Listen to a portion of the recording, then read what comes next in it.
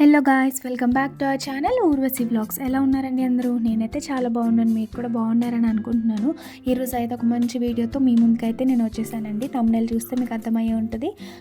క్రిస్పీగా ఆనియన్ పకోడీ ఎలా చేసుకోవాలో చూసేద్దాం. ముందుగా వాటి కోసం ఒక 4 ఆనియన్స్ ఇట్లా తరిగి పెట్టుకోవాలి. ఆనియన్స్ అండ్ మిర్చి తరిగి పెట్టుకోవాలి.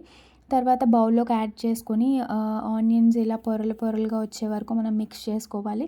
సో అలా చేసుకోవడం వల్ల ఏమవుతుందంటే లేయర్స్ వస్తాయి కదా, సో ఆ క్రిస్పీనెస్ అనేది మనకి తెలుస్తుంది. ముందుగా మన ఛానల్ ఎవరైతే సబ్స్క్రైబ్ చేసుకోలేదో ప్లీజ్ వెంటనే సబ్స్క్రైబ్ చేసేసుకొని బెల్ ఐకాన్ అయితే హిట్ చేసేయండి. మన ఛానల్ సబ్స్క్రైబ్ చేసుకుంటూ ఇప్పటి వరకు నన్ను సపోర్ట్ చేసిన మన సబ్స్క్రైబర్స్ అందరికీ చాలా థ్యాంక్స్ అండి. ఇంకా సబ్స్క్రైబ్ చేసుకోలేని వాళ్ళు ఉంటే వెంటనే సబ్స్క్రైబ్ చేసేసుకోండి. మనం ప్రాసెస్లోకి అయితే వెళ్ళిపోదాము. ఆనియన్స్ మనం అట్లా మ్యాష్ చేసుకున్న తర్వాత కొద్దిగా పసుపు, కొద్దిగా మనకి టేస్ట్కి తగ్గట్టు కారము, అలానే తగినంత ఉప్పు కూడా వేసుకోవాలి. దాని తర్వాత మనకి కీ ఇంగ్రీడియంట్స్ ఏమైనా ఉన్నాయంటే మెయిన్ థింగ్ బియ్యం పిండి అండి. మనకి మెయిన్ క్రిస్పీగా రావాలంటే పకోడీ బియ్యం పిండి వేసుకోవాలి. మనం నార్మల్గా అయితే బేసన్ వేసుకుంటాం కదా, శనగపిండి ఎక్కువ వేసుకుని పకోడీ చేసుకుంటాము. బట్ ఇలా క్రిస్పీ మనకి షాప్స్లో దొరికేటట్టు టేస్టీగా క్రిస్పీగా కావాలంటే హాఫ్ క్వాంటిటీ మనము శనగపిండి తీసుకుంటే దానికి డబల్ అమౌంట్లో మనము వరిపిండి తీసుకోవాలి. అంటే బియ్యం పిండి అంటారు, వరిపిండి అంటారు. అది తీసుకుని కలుపుకుంటే మనకి టేస్ట్ అయితే చాలా బాగుంటుంది. క్రిస్పీగా వస్తాయి.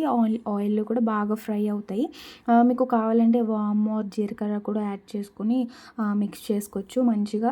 వాటర్ అయితే యాడ్ చేయకుండా జస్ట్ ఆనియన్స్లో మనం ఏదైతే లేయర్స్ లాగా చేసుకున్నామో ఆ ఆనియన్స్లోని ఇవన్నీ వేసుకుని మిక్స్ చేసుకోవాలండి. లాస్ట్లో బాగా కలిపిన తర్వాత లైట్గా కొంచెం వాటర్ యాడ్ చేసుకుంటూ మనం మిక్స్ చేసుకోవాలి.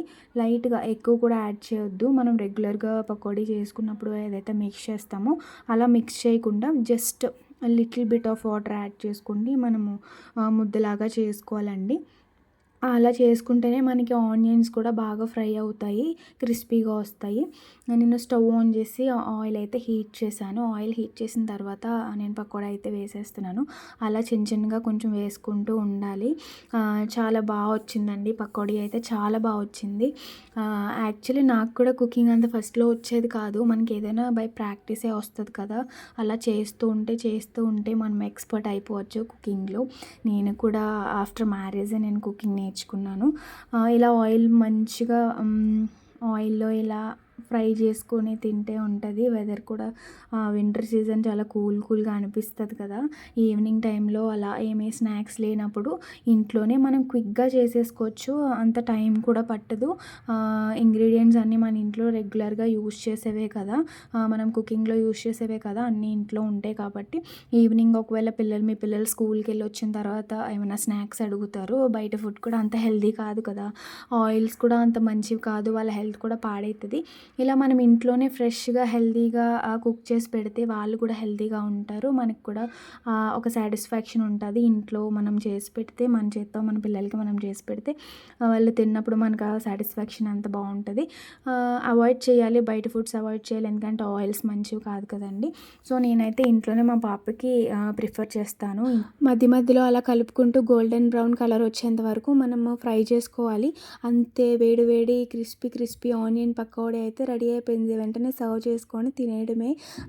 ఈ కూల్ క్లైమేట్లో వేడి హాట్ టీతో వేడి పకోడీ సర్వ్ చేసుకుని తింటే చాలా టేస్టీగా ఉంటుంది. నిజంగా కిక్కే వేరు. చూడండి, క్రిస్పీగా వచ్చాయి పకోడీ అయితే. మీరు కూడా తప్పకుండా ట్రై చేసి మీ పిల్లలకి అయితే పెట్టండి. వీడియో నచ్చితే లైక్ చేయండి, మన ఛానల్ సబ్స్క్రైబ్ చేసుకోండి. Thank you for watching. Bye. See in the next video.